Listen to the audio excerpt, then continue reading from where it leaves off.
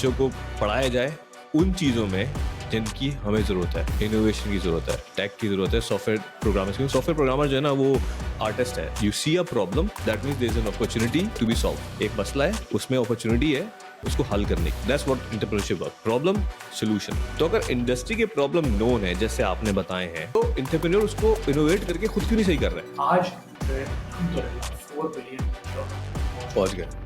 ना गैस चाहिए ना पानी चाहिए, हमें चाहिए ये कि हम उस यूथ को जो हमारी 65% है 18 between 18 to 35 उसको ट्रेन करें इस एरिया के लिए, उनको इकोनॉमी में अगर हमें हिस्सा बनाना है सही मानों में आगे, हम अगर आगे कोई 10-20 साल की सोच रख रहे हैं तो हमें इस वक्त उसका थोड़ा सा अपना जो डायरेक्शन है वो चेंज करके इंडस्ट्री को थोड़ा सा हमें नॉन ट्रेडिशनल हमें डाइवर्सिफाई करना पड़ेगा। बिस्मिल्लाहिर्रहमानिर्रहीम। ज़्यादा दूर जाने की ज़रूरत नहीं है। अगर हम पड़ोसी मुल्क में देखें, वहाँ पे टाटा बिरला है, अब अंबानीज़ हैं, ठीक है? तो वहाँ इंडिया ने इतने अमीर लोग कैसे प्रोड्यूस किए जो कि ग्लोबल सेंसेशन है इन दी वर्ल्ड बिजनेस। तो ये सवाल किया किसी बहुत ही इंपॉर्टेंट शख्सियत ने एक इंपॉर्टेंट गैदरिंग में, और जिन शख्स से ये सवाल किया गया वो हमारे साथ आज मौजूद हैं। वो प्रेसिडेंट है काटी के, Korangi association of trade and industry, और उनका नाम है जुनैद नकी। जुनैद कैसे हैं? जी, बहुत शुक्रिया। बिस्मिल्लाहिर्रहमानिर्रहीम। Thank you so much doctor Mudassir साहब for having me in the executive seat. जो बात आपने कही, जो सवाल आपने सुनाया, बैकग्राउंड बताया जरा बिल्कुल उसका। वो 26 सितंबर को एक हमारी मीटिंग हुई 2024 में, फिर हमारी नेक्स्ट मीटिंग हुई 20 नवंबर को। दोनों meetings chief of army staff के साथ थी और इन दोनों मीटिंग में उन्होंने ये सवाल किया कि जी क्योंकि कारोबारी लोग सामने बैठे हुए थे और कराची की जो एलीट बिजनेस कम्युनिटी है वो सामने थी और मैं रिप्रेजेंट कर रहा था Korangi association of trade industry को। तो उनका सवाल था कि जी हम कब तक जमीन पे रेंगते रहेंगे, हमारे यहाँ से कोई अंबानी क्यों नहीं बनता। तो इत्तेफाक से मैंने हैंड रेज किया और मुझे जो है उन्होंने बात करने का मौका दिया बड़ी तफसील से। तो मैंने उनको कहा कि सर आपका सवाल बिल्कुल जेन्युइन है और हम इसको खुले दिल से एक्सेप्ट करते हैं, और आपने ये बात पिछली मीटिंग में भी कही थी शायद। तो इसका इसका एक जवाब ये है कि हमने गेम है लूडो, वो हम सब ने खेला है। जब उसको हम पलटते हैं तो दूसरी तरफ उसके गेम होता है, उसको हम सांप सीढ़ी कहते हैं। सही है। और उसमें होता ये है कि उसके अंदर जो है वो 1 से लेकर 100 तक नंबर्स होते हैं और उस पर हमें 1 से स्टार्ट करना होता है, 100 पे पहुंचना होता है, और 100 मीन्स के अंबानी। तो हमें अंबानी बनने के लिए हम जब चलते हैं तो पाकिस्तान में ये जो उसके अंदर सांप और अजदहे आपने जो छोड़े हुए, ये हमें जो है ना वो हमारी हर्डल्स हैं, और हम 70 पे पहुंचते हैं तो कभी हमें 50 पे ले जाते हैं, हम 70 से आगे बढ़ते हैं तो फिर हमें 70 तक ले आया जाता है, कभी हम 90 क्रॉस कर लेते हैं और 99 पे पहुंचते हैं तो सीधा आके जो है वो 10 पे गिर जाते हैं। तो ये कुछ इदारे भी हैं और ये कुछ ऐसे सिस्टम्स भी हैं इस शहर में, बदकिस्मती के साथ कुछ इस मुल्क में भी है, लेकिन हम जो है एज कारोबारी, as a business community of Karachi, हम ये फील करते हैं। और उस पर मैंने उनको फिर मिसाल दी कि जी उसकी एक मिसाल ये है कि आपने एक सवाल किया कि हम जो है वो यूएई जब जाते हैं और उनसे कहते हैं कि जी आपने हमारे साथ हाथ मिला लिया, अब हम जेवीज करते हैं, आइए पाकिस्तान में इन्वेस्टमेंट कर दिए। तो वो जब इन्वेस्टमेंट आने के बजाय हमारे पास सवाल आ जाता है कि जी आपका पाकिस्तानी कारोबारी रोजाना की बुनियाद पे रियल एस्टेट में हमारे यहाँ इन्वेस्ट कर रहा है। 2023 में 10 बिलियन यूएस डॉलर वो ले आया है। पाकिस्तानी इंडिविजुअल 2024 में उससे ज्यादा फिगर्स जो है वो अब डेवलप होने जा रही हैं। तो हमारी मजबूरी ये है कि आप कहते हैं कि जी यूएई आए, तो ये आपके सवाल का सर जवाब ये है कि हम जब वहां जाते हैं तो हमें लॉ एंड ऑर्डर का कोई इशू नहीं है, हमें इंफ्रास्ट्रक्चर का कोई इशू नहीं है, हमारी यूटिलिटी जो है वो स्मूथ है, हमारा पूरा जो एनवायरनमेंट है वहाँ बड़ा साजगार है। और सबसे इम्पोर्टेंट, औरंगजेब साहब आपके साथ बैठे हैं फाइनेंस मिनिस्टर, आप इनसे पूछिए कि वहाँ टोटल टैक्सेशन क्या है। टोटल टैक्सेशन है 9%, और हमारे यहाँ जो टोटल टैक्सेशन जब 18% से शुरू होती है तो 60% तक जाती है कोई भी इंडस्ट्री लगाने के लिए। तो आप हमें बताइए, हमें हमें हमारी रहनुमाई कीजिए कि जो पैसा यहाँ से चला गया है यूएई, वो कैसे वापस लाया जाए और उनको कहाँ इन्वेस्ट ऐसी जगहों पे किया जाए कि हमें ये चैलेंज ना रहे कि जी हमारा जो बिजनेस है वो फ्लरिश करेगा और ग्रो करेगा। तो ये अंबानी ना बनने की जो एक वजह थी, ये मोटे-मोटे अल्फाज में मैंने उस वक़्त की बात की। सर आपने बहुत ही अच्छी एक मेटाफोर के साथ, मैं अगर सांप सीढ़ी को मेटाफोर बोलूं, जी। आपने जवाब दिया। उसमें कुछ चीज बातें बनती हैं, थोड़ा जल्दी जल्दी करके मैं कवर कर देता हूँ। आपने यूएई की बात करी, 10 बिलियन चले गए, बहुत अफसोस की बात है, चले गए बाहर। वो पाकिस्तान में भी लग सकते थे, इन्वेस्टमेंट में कुछ हो जाता। वजह आपने चैलेंज बता दी कि जी 60% टैक्स है। लेकिन ऑन वन हैंड के आप बोल रहे हैं कि जी इंफ्रास्ट्रक्चर है और सिक्योरिटी है और लीगल कंट्रोल है, जबरदस्त हो गया। लेकिन आप वहाँ पर यूएई में, मैं मेरा अपना बिजनेस भी यूएई में, ठीक है, 6 साल से मैं रुका भी हूँ। आप हर बिजनेस कर नहीं सकते वहाँ पे, आपके पास स्किल्ड लेबर लाना वहाँ पे बड़ा मसला है, ठीक है ना। वहाँ पे अपने आपको आपको बेसिकली स्किल लेबर इंपोर्ट करनी पड़ती है। There are many other problems. So grass is, I don't think is that greener to start a business in UAE, but वो सेपरेट डिबेट है। अगर हम सांप सीढ़ी की मिसाल लें, लेकिन उससे पहले एक मेरा सिंपल सवाल है, थोड़ा सा पॉलिटिकल हो जाऊंगा, लेकिन वजह है उसकी। आपको लगता है जिन जो चीफ ऑफ आर्मी सर ने जब आपसे सवाल किया, अगर कोई अंबानी बन जाए पाकिस्तान में, तो आपको लगता है कि वो बनने देंगे? सर देखिए, ये ऐसा कभी नहीं हो सकता कि कोई अंबानी बन जाए तो वो रोकेंगे। एक्चुअली देखें, जब जब वो बात करते हैं ना, तो वो कहते हैं कि जी वो सवाल करते हैं बिजनेस कम्युनिटी से कि जी इकोनॉमी, अगर आपको एक हैंड में इकोनॉमी हो और एक हैंड में जो है सिक्योरिटी हो, हम्म। तो आप क्या लेंगे? कारोबारी ये कहते हैं कि जी हम जो है वो सिक्योरिटी को जो है वो प्रेफरेंस देते हैं कि जी हमें सिक्योरिटी पहले चाहिए। हम्म। वो कहते हैं कि जी नहीं, आप इकोनॉमी को फोकस करें, इसलिए कि सिक्योरिटी आप बाय कर सकते हैं। साथ साथ वो ये सिक्योरिटी बाय कर देखते सकते हैं कि उनकी सिक्योरिटी स्ट्रॉन्ग कैसे होती है। वो इसी नेशनल एक्सचेकर, अगर हमारे यहाँ कोई बिजनेस कम्युनिटी इस मुल्क में कंट्रीब्यूट कर रही है, तो सबसे पहले तो वो टैक्सेशन है, जो टैक्सेशन जो है वो नेशनल एक्सचेकर में जाता है और डिफेंस को सपोर्ट करता है। तो ये बात तो तय है कि आपकी मिलिट्री इस्टेब्लिशमेंट, आपकी पॉलिटिकल इस्टेब्लिशमेंट, उसको उसका ये जो क्लैरिटी है एक वो आ चुकी है कि अगर इकोनॉमी स्ट्रांग नहीं होगी तो वो अपने आप को वीक करने जा रहे होंगे। तो यही वजह है कि अब वो पिछले कुछ सालों से हमने देखा है कि खास तौर से वो मिलते हैं, बैठते हैं। और मैं आज का आपको मैसेज बताऊं प्रेसिडेंट ऑफ पाकिस्तान की तरफ से, और वो चाहते हैं कि कराची की बिजनेस कम्युनिटी के साथ फर्दन फर्दन क्लस्टर्स में बैठें। और वो चाहते हैं कि, और आज जो मैसेज आया उसमें उन्होंने कहा है कि जी आप डिमांड बताइए, और वो डिमांड आपकी पूरी ना हो तो फिर आप हमें ब्लेम कीजिएगा। तो इसका मतलब ये है कि वो फोकस्ड हैं इस वक्त कि जी बिजनेसमैन को आपने स्ट्रेंथन करना है और अंबानी हैं। बनाना है किसी को। जबरदस्त, बहुत अच्छा जवाब दिया है आपने। I am very impressed with your answer. लेकिन तो आसान अल्फाज में, आर्मी को पता है कि जी बिजनेसमैन नहीं होंगे, बिजनेस ग्रो नहीं करेगा, टैक्स नहीं दिए जाएंगे। जब टैक्स नहीं जाएंगे तो उनकी जो आर्मी की जो स्ट्रेंथ है उसकी फंडिंग कैसे होगी? ये बेसिकली जी आसान समरी है। आपने टेक्निकली करेक्ट कर दिया, मैं जी आम जनता के लिए थोड़ा सा जी जी आसान कर रहा हूँ। जी ठीक है, आप टैक्स नहीं देंगे तो जनरल साहब की और उनकी बिल्कुल। तरक्की कैसे होगी? बेसिक जबरदस्त है। और ये दुनिया, everything is a business and this makes perfect sense to me. Right, ठीक है, जबरदस्त हो गया। अब उसी सांप सीढ़ी पे, बाकी मैं दूसरे सवाल से आने से पहले, तो बहुत अच्छी मेटाफोर आपने बताया। मुझे 2 एग्जाम्पल देने सांप की और 2 एग्जाम्पल देने सीढ़ी की। देखिए, मैं चाहता नहीं हूँ कि मैं उन इदारों के नाम नहीं नहीं, लूँ, ले क्योंकि सर, वो हमारा मकसद वो ही यही है। वो बंद कमरे की मीटिंग थी। लेकिन सबसे पहले मैंने आपको अर्ज किया कि हमने जो है उनसे उनसे कहा कि जी जो एफबीआई तो है, ये आप सांप की एग्जाम्पल दे रहे हैं सीढ़ी की? अभी हमारे पास सीढ़ियाँ बहुत कम है। सीढ़ी तो हमें खुद ही बनानी पड़ती है। उसकी मैं सीढ़ियाँ आपको है ही नहीं। सीढ़ियाँ मैं आपको बताता हूँ कि सीढ़ियाँ कौन सी हैं। पहले आपने जो 2 नाम पूछे सांप के, वो मैं हाँ बता देता हूँ आपको। हाँ। कि हमने उनको बताया कि देखिए औरंगजेब साहब आपके साथ बैठे हैं, आप इनसे कहिए, जबकि ये हमारा एरिया नहीं है। मैं रिप्रेजेंट करता हूँ मैन्युफैक्चरिंग और सर्विसेज कंसर्न को, सही है। और इंडस्ट्रियल एरिया को रिप्रेजेंट करता हूँ। लेकिन रियल एस्टेट पे उन्होंने जो है वो खास तौर पे एक जो है ना वो बर्डन किया हुआ है, उसको रिस्ट्रिक्ट किया हुआ है।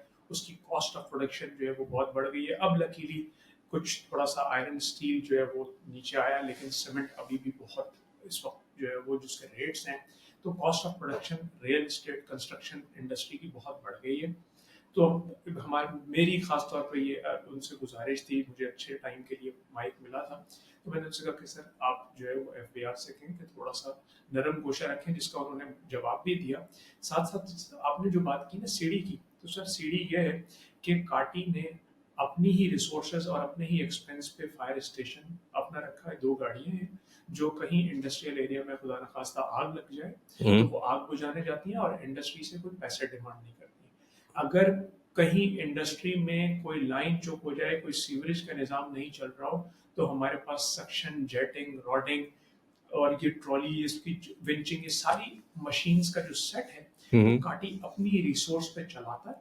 और ये सीढ़ी हमने अपनी खुद रखी हुई है अपने आप को सस्टेनेबल मॉडल बनाने के लिए कि इंडस्ट्रियल एरिया के अंदर जो माहौल है वो काम का वो साफ रहे, गुजरगाहें साफ रहें और कहीं आग लगे तो बुझ जाए। साथ साथ हमने अपना जो एरिया है उसके अंदर इस वक्त तक 6 नेबरहुड केयर सीपीएलसी के साथ मिलकर बना लिए हैं जो लॉ एंड ऑर्डर को मॉनिटर करते हैं। हमारे पास इंडस्ट्रियलिस्ट सपोर्ट करता है, अपने प्राइवेट गार्ड रखे हुए हैं। सिंध गवर्नमेंट से जो नफरी हमने असाइन कराई हुई है उसको भी इंडस्ट्रियलिस्ट स्टाइपेंड देता है और उनको खर्चा देता है और उनको रहने की 24 घंटे की जगह देता है। तो ये सही सीढ़ियां हैं जो इंडस्ट्री ने खुद बनाई है, जबरदस्त हो गया। लेकिन इन सीढ़ियों के बावजूद that leads very nicely to my next question कि जी पाकिस्तान में कॉटेज इंडस्ट्री पे तवज्जो क्यों नहीं है? अगर आप देखा जाए तो कुरंगी एरिया की बात कर लें आप, तो काफी छोटी छोटी इंडस्ट्रीज हैं, मतलब कोई जाइंट नहीं है, ठीक है, कुछ है लेकिन ज्यादातर तो छोटे यूनिट्स हैं, ठीक है। तो उसके लिए वजह ना होने की क्या रीजन है, तवज्जो ना होने की क्या रीजन है? सर, आपने बिल्कुल दुरुस्त और मेरे दिल की बात की है जो मैं रोजाना की बुनियाद पे माइक पे करता हूँ कि जो हमारा कोरंगी इंडस्ट्रियल एरिया है वो 12,500 एकड़ पर है और उस 12,500 एकड़ में 8,500 तो स्ट्रक्चर्ड इंडस्ट्रियल एरिया है। उसके बाद जो 3,000 एकड़ हमारे साथ शामिल हो गया है वो वो रिहायशी इलाके हैं जिसमें मेहरान टाउन, अल्लाह वाला town, PNT colony, Lucknow society, बेशुमार आबादियां हैं जिसके अंदर एक मशरूम ग्रोथ हुई है कॉटेज इंडस्ट्री की। साथ साथ कोई सा भी लार्ज इंटरप्राइज कभी भी दुनिया में क्लेम नहीं कर सकता कि उसको ऑक्सिलरी और कॉटेज इंडस्ट्री की सपोर्ट नहीं चाहिए। सही है, वो उसके बगैर चल ही नहीं सकता। सही है। हमारे यहाँ भी बिल्कुल यही मिसाल है कि 20% जो लार्ज इंटरप्राइज है वो 80% स्मॉल और मीडियम इंटरप्राइज की सपोर्ट से चलता है। और बदकिस्मती से मेरी अभी एक 4 दिन पहले जो मीटिंग थी वो बैंकिंग सेक्टर के साथ थी और मैंने उनको कुछ शर्म दिलाने की कोशिश की कि अब फाइनेंशियल इंक्लूजन की बात करते हैं। आपके पास कोई छोटा कारोबारी अगर कोई जो आप सॉफ्ट लोन गवर्नमेंट की स्टेट बैंक की सतह पे भी और कमर्शियल बैंक की सतह पे भी आप बात करने में तो आप कहते हैं कि जी हम कॉटेज इंडस्ट्री को सॉफ्ट लोन देंगे, लेकिन वो जब लोन लेने के लिए जाता है तो आप उसको महीनों नहीं साल साल लगा देते हैं और इस तरह उसके साथ रवैया करते हैं कि जैसे वो आपसे भीख मांगने के लिए आए। तो शर्माई उनको जो सर देखिए हमारा आपने जो कोशिश काम है वो कर रहे हैं। अगर अगर नजर आना शुरू हो जाएगा कि उन्होंने इसके ऊपर कोई एक्शन लिया, हाँ, अपनी कोई परसेंटेज कोई कॉटेज इंडस्ट्री के लिए बढ़ाई, हाँ, कोई लोन जिनकी वो बात करते हैं वो सिर्फ पर्चियों पे ना बांटे जाए बल्कि जो रियल ग्राउंड रियलिटी है जो इंडस्ट्री चला रहा है उसको अपनी स्केलिंग के लिए ग्रोथ के लिए कोई कैपिटल इन्वेस्टमेंट चाहिए उसको सपोर्ट किया तो हमें फौरन लोगों को पता चलना शुरू हो जाएगा जी ये बैंक है, उस बैंक को हम अपने सर का ताज बनाएंगे, उसके लिए हम मार्केटिंग करेंगे। लेकिन वो पहले स्टेप तो नहीं। हमारे यहाँ स्कीम्स तो आती हैं लेकिन वो सारी स्कीम्स जो है जिस तरह से यूटिलाइज होती हैं वो अफसोस है कि कोई support actual support cottage industry के लिए ना इंफ्रास्ट्रक्चर से रिलेटेड आप बात करें इन जगहों पे आप जाके देखें आपको आपको तकलीफ होगी। मैं आपको अर्ज करूं ये मेरे अल्फाज नहीं है, कमिश्नर कराची ने हमारे 1.5 महीने पहले कोरंगी इंडस्ट्रियल एरिया का मैं इनर आर्टरीज में उनको लेके गया। उन्होंने कहा आप तो फैक्ट्री अपने सलावातें सुनाते होंगे सरकार को। मैंने कहा सर जो सुनाते हैं उसको रहने दें, उसको साइड पे करें, आप ये बताएं कि आप करेंगे क्या। तो खुशकिस्मती से कोई थोड़ा सा शायद उन्होंने दर्द लिया। बात यही है कि जो भी हमारे यहाँ आता है सरकारी सतह पे हो या और किसी डिपार्टमेंट से आ रहा हो उसका उसका उसकी बात यही होती है कि आप 10 काम बताएंगे तो हम आधा एक कर सकेंगे, रिसोर्सेज नहीं है। और देखिए ये मेरे अल्फाज नहीं है, ये ऑन रिकॉर्ड है। मेयर कराची मुर्तज़ा वहाब साहब तशरीफ लाए, मैंने उनसे अर्ज किया सर मैं किस चीज़ की बात करूँ, मैं कहाँ से शुरू करूँ। मैं तालीम से बात करूँ तो आप कहते हैं 35 अरब रुपए सिंध पे खर्च होते हैं और 35 अरब रुपए पे जिस सूबे में खर्च हो उसके बच्चे तो फिर ऐसे निकलने चाहिए। 5,000 रुपए फी बच्चा आप सरकारी जो है वो पढ़ा रहे हैं, आपने एक स्लैब रखा हुआ है कि 5,000 रुपए फी बच्चा खर्च होता है। तो वो कहाँ है वो बच्चा जो तालीम याफ्ता हो गया है। तो उन्होंने एडमिट किया कि जी बदकिस्मती है, हमें तनख्वाहें देने में ये पैसे पूरे हो जाते हैं। तो ये कितने अफ़सोस की और कितने शर्म की बात है। हम अपना अपना इंडेक्स, कोई सा इंडेक्स, वर्ल्ड इंडेक्स उठा के देखें, हम नीचे से जो है वो अपनी पोज़ीशन ले रहे होते हैं, हम फर्स्ट आ रहे होते हैं और सेकंड आ रहे होते हैं और थर्ड आ रहे होते हैं। यू नेम इट, कोई जगह ऐसी नहीं नहीं बची। सर, पॉपुलेशन में हम लोग नंबर 6 पे हो गए हैं, ऐसी बात नहीं है। सर रोज़ाना ठीक है, 13,000 बच्चे हमारे यहाँ पैदा हो रहे हैं। सही है। सो और वो अब एक ऐसी सूरत हाल है कि हमें, अगर हम आज नहीं खड़े हुए वॉर फुटिंग पे, तो पता नहीं हम किधर पहुंचेंगे। May not be a bad idea, but for some other day. लेकिन अच्छा, इस पे आपने बात करी कि जी उन्होंने बोला कि जी गवर्नमेंट सब्सिडीज और नहीं मिलती। मेरे कुछ दोस्त, बल्कि खुद मैं यूरोप में रहा हूँ, तो गवर्नमेंट की काफ़ी सपोर्ट दी जाती है। वो डायरेक्टली सपोर्ट नहीं होती, इनडायरेक्ट होती है, इन अ सेंस कि जी वो आपको कंसल्टेंसी हायर करके प्रोवाइड करेंगे, एजुकेशन, ट्रेनिंग सब्सिडाइज करके। हमारा भी सप्लाई चेन ट्रेनिंग का बिजनेस है, तो बेसिकली जर्मनी में क्या होता है कि जी कंपनी है स्मॉल मीडियम साइज, उनको हमने ट्रेनिंग दी, पैसे हमें गवर्नमेंट देती है 50% जो है ओनर देता है, 50% गवर्नमेंट देती है। सिमिलरली मेरे कुछ दोस्त स्मीडा में काम करते थे, अब नहीं करते, small medium and enterprise development authority. तो आपको लगता है ये गवर्नमेंट और सेमी गवर्नमेंट ऑर्गेनाइजेशन हेल्प नहीं कर रही? खुल के बताइएगा। सर आपने समीडा का नाम लिया है, आप जाके देखिए समीडा के पास, बेचारे इदारे के पास जो है स्मॉल मीडियम एंटरप्राइज का इदारा कराची में ताला लगा हुआ है। अच्छा, सैलरी देने के भी पैसे नहीं बचे।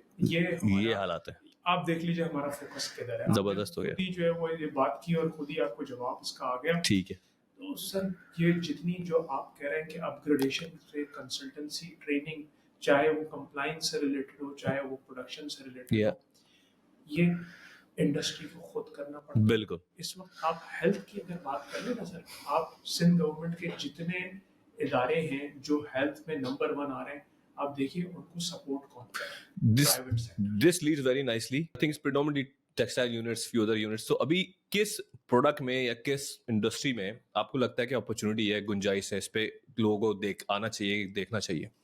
सर थैंक यू, इस सवाल के लिए आप मुझे 2 मिनट दीजिए। आप 3 ले लें। देखें सर, क्वारंटाइन इंडस्ट्रियल एरिया में जो मेनली जो इंडस्ट्री है, लार्ज एंटरप्राइज की अगर हम बात करें, तो हमारे पास 3 बड़ी ऑयल रिफाइनरीज हैं, जो कि तकरीबन 60 to 65% जो ऑयल की नीड है मुल्क की, वो पूरी करती हैं।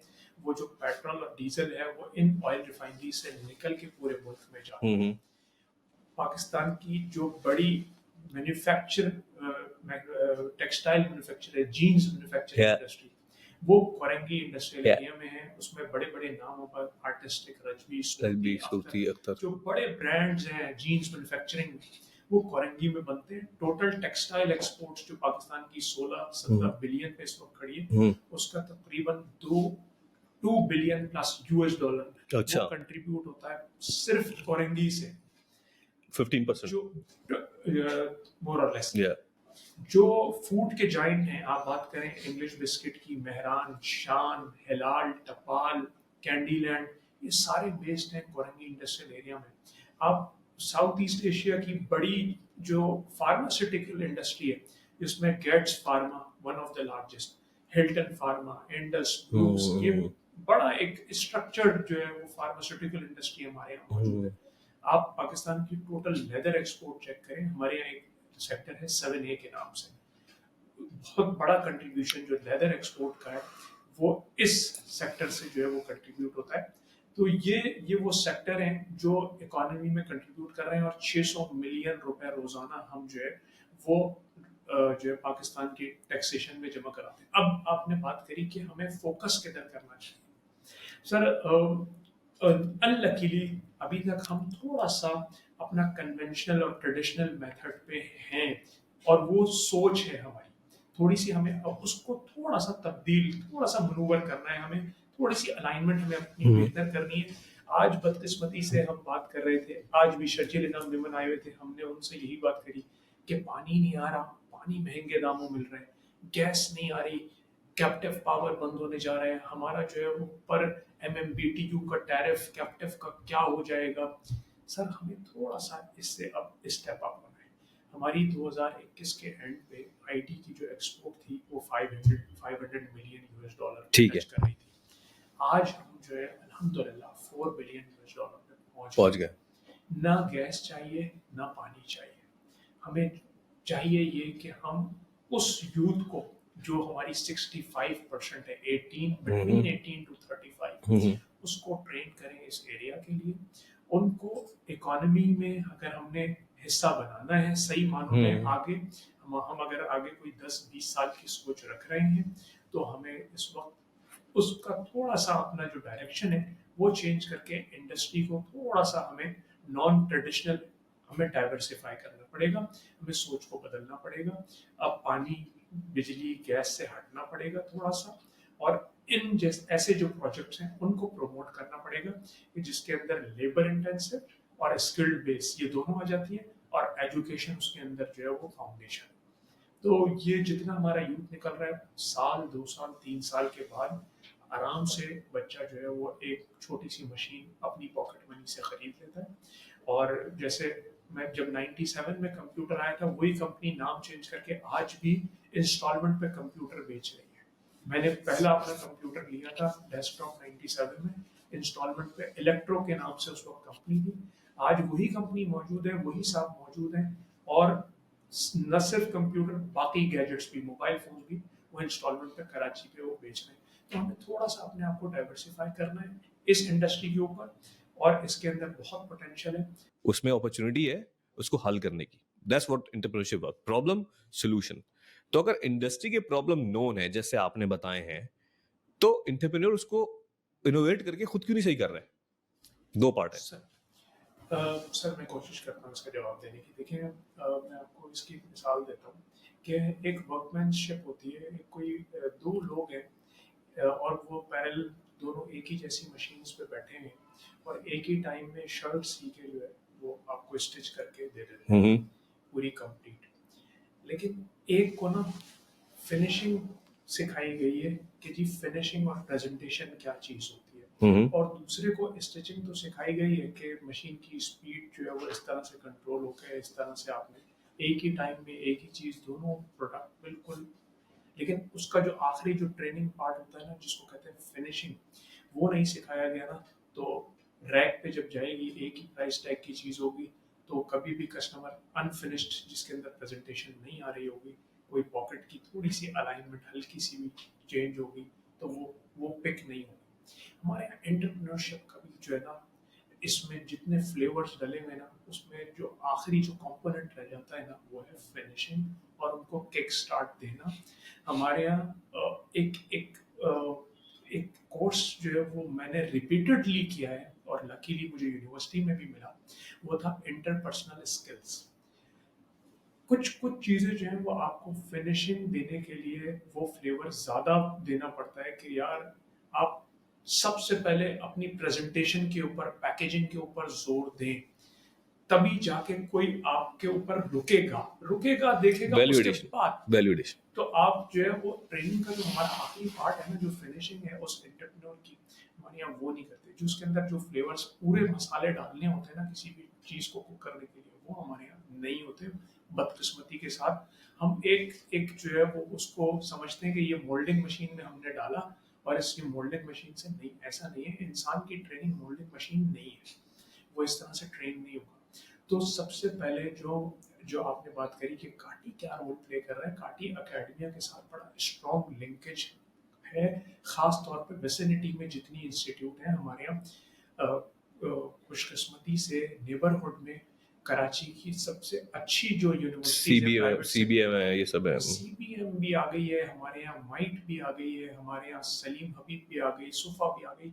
हम तो रिस्ट्रिक्ट नहीं करते, हमारे यहाँ तो आईबीए वाले लोग भी हमारे पास आते हैं, और हम आईबीए जाते हैं, कराची यूनिवर्सिटी से बच्चे हमारे पास बैठे होते हैं, लाइन लगा के बैठे होते हैं कि जी कब बैठें कब बात करें। और हम जितना टाइम एज इंडस्ट्रियलिस्ट उनको उनकी काउंसलिंग के लिए, वैल्यू ऐड करने के लिए अपनी ह्यूमन रिसोर्स में वो हम देते हैं, हम कोशिश करते हैं कि ये फिनिशिंग वाला। देखिए क्लासरूम में जो चीज़ होती है वो एक अलग चीज़ है। मैंने आपको बताया कि ये मुझे खुशकिस्मती से मिल गई इंटरपर्सनल स्किल्स।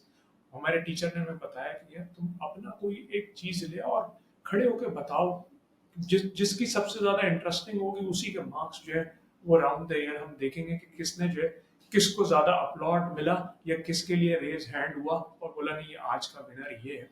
क्योंकि इस वो कुछ भी नहीं था जी, कोई इंटरेस्टिंग न्यूज़ लेके जानी थी या ये बताना था कि ये पंखा क्या सोचता है। कोई ऐसी चीज़ कि वैल्यू ऐड कर दे आपकी पर्सनैलिटी में। तो जब हम बच्चे को निकाल रहे हैं, वो हम डाई से मोल्ड करके कोई चीज़ निकालते हैं, उसके अंदर वैल्यू ऐड नहीं करते, फिनिशिंग नहीं देते। क्योंकि अभी हमने अपनी कंपनी में जो एसटीएम जो है, हमने अभी बिल्कुल यंग इंजीनियर हायर किए थे जिन्होंने कभी काम नहीं किया, और वो लिटरली एक एक साल 18 महीने में वो जो है स्टैक चेंज कर लिया। वो पाइथन वाइथन से कोई नेक्स्ट जेएस पे आ गए, एआई प्रोडक्ट्स बना रहे हैं, ठीक है ना, चैट जीपीटी पे। उनको लिटरली वो 23 साल का लड़का है, and he made a fantastic AI product which we are selling, right. तो आपने जिम्मेदारी ली, बहुत शुक्रिया इसका। काफी लोग जिम्मेदारी नहीं लेते, क्योंकि मुझे ऐसा लगता है कि ये शॉर्ट टर्म थिंकिंग है कि जी अभी आपने पॉडकास्ट स्टार्ट करी थी कि बोल के जी $10 बिलियन दुबई में लग गए, ठीक है। अगर उस $10 बिलियन का 2% भी ना फॉर दिस शॉर्ट इस मकसद के लिए लगा दे हर एंटरप्रेन्योर, ठीक है, कि जी हम इन्वेस्ट करेंगे, हम कोई टेक्नोलॉजिकल हब बनाएंगे, इनक्यूबेटर बनाएंगे, कि जहां पे हमने जो है यंग बच्चों को बताना है कि आप आओ, स्टार्टअप आइडिया लाओ, ये प्रॉब्लम्स है, इसको सॉल्व करो। Entrepreneur thrives on problem. अब वो प्रॉब्लम सामने रखें, उसके पीछे $25-25 हजार की फंडिंग रखें। अगर आप 100 पे लगाएंगे ना, 3 will come off, right. Is almost a betting game, but 3 will come off. इसके लिए थोड़ा सा विजन चाहिए होता है। ये एक मेरी प्रैक्टिस भी है और थ्योरी भी है, जस्ट फ्रॉम माय एंड। अब आखिरी सवाल आपकी तरफ से, कि नए लोग जो आ रहे हैं और जो एंट्री करने वाले हैं, उनके लिए क्या आपकी जो होगी एग्जाम, मतलब मशवरा क्या होगा, सजेशन क्या होगा? सर देखिए, जो इंडस्ट्री में नई इंडक्शन है ना, कोई भी लोग आते हैं और वो बात करते हैं कि जी हम कहाँ इन्वेस्ट करें, कहाँ इंडस्ट्री लगाएं, किस एरिया में आगे परसू करें। तो मेरी ज़ाती राय यही होती है कि जो भी काम करें, उसका आप सस्टेनेबल मॉडल चेक करें, नंबर वन, कि उसकी सस्टेनेबिलिटी कितनी है, और उसका लेडर जो है वो कितना लार्ज है, आप कितना उसमें ग्रो कर सकते हैं, ये चेक करें। ज़रूरी नहीं है कि आप आईटी में ही जाएं, लेकिन आप कोई ऐसी मेरा वाटर प्रोसेसिंग का एक बिजनेस है, मुझे पता है कि आप पानी पीना जो है वो बंद नहीं करेंगे। तो मैंने 2007 में एक जो है वो कोरंगी में एक प्लांट लगाया, और मैं, क्योंकि बदकिस्मती से इस मुल्क में पानी जो है वो पीने का आपको नहीं मिलता साफ, तो नहीं मिलता, तो कारोबार मौजूद है, कारोबारी आज़ाद है कोई भी काम करने के सही लिए। बात है। तो मैंने वो मॉडल देखा और मैंने पानी का काम स्टार्ट कर लिया। उस वक्त हमारे पास मॉडल था मौजूद कि जी आप ब्रेड इंडस्ट्री भी लगा सकते हैं, आप रस्क भी बना सकते हैं, क्योंकि लोग ना डबल रोटी खाना बंद करेंगे, ना पापा खाना बंद करेंगे। बिल्कुल। ये सुबह रोज मैं या तो तो रोज खाता डबल हूँ रोटी पापा, खाएगा या पापा खाएगा। लाजमी। तो मेरा जो है ना वो मशवरा हमेशा यही होता है कि जी आप उसकी सस्टेनेबल मॉडल और उसका लेडर चेक कर लें। आपको बस सेलिंग और मार्केटिंग स्किल्स आनी चाहिए। आप वही कपड़ा लें, जैसे हम सीएमडी से मैन्युफैक्चर कराएं, क्रेडिट पे कराएं, पैसे जब हमको तब दे दें जब आपके पास हो, ठीक है, बिल्कुल हो सकता है।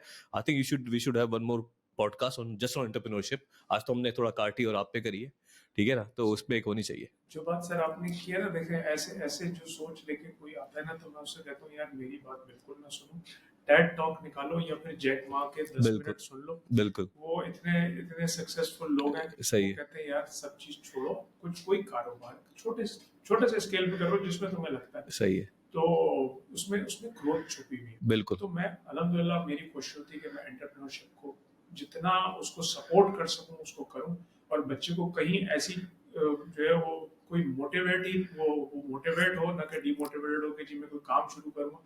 फेलियर से तो हमें शिकायत नहीं, फेलियर तो तो पार्ट ऑफ द कुछ जर्नी। है ही नहीं। तो हम जिस स्कूल से मैंने पढ़ा है, वो प्रिंसिपल साहब कहते थे भाई 2 लफ्ज मेरी डिक्शनरी में है नहीं, एक तो छुट्टी, वो तुम डिक्शनरी ढूंढते रहोगे नहीं मिलेंगे, और एक है फेलियर। तुम लगे रहोगे, फोकस होगे, मुमकिन ही नहीं है कि तुम काम नहीं, वो कहते हैं ना कि if you have not failed that means you have never tried. हाँ सही है। Exactly. Okay, with this beautiful song जो है, बड़ा मजा आया आपसे बात करके। Thank you so thank you very much, and I think you doing a great job with काटी, and your vision is amazing, and we wish you all the well. इंशाल्लाह जल्दी बात करेंगे आपसे। Thank you very much. Much.